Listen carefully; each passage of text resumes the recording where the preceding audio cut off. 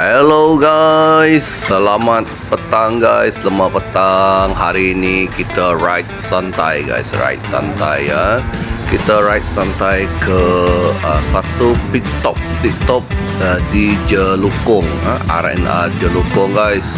Ini tempat boleh singgah di sini guys. Kalau jauh-jauh di sini ada tempat minum, ada tempat solat pun ada guys ni.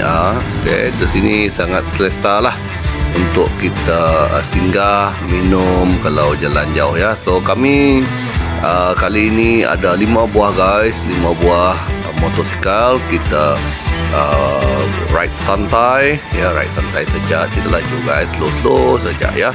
So kita singgah di sini guys, singgah di sini sekejap untuk kita minum petang sebelum kita balik ke Seri Aman lah.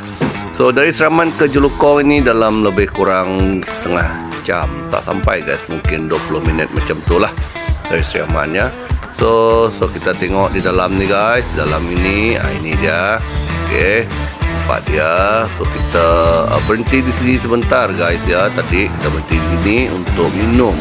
Kalau saya tak silap, ada ujung sana tu dia ada tamu guys untuk berjual ya. Ni pagi sajalah, so malam tidak ada orang berjual lah guys ya. So okay guys, kita jumpa lagi guys. Terima kasih.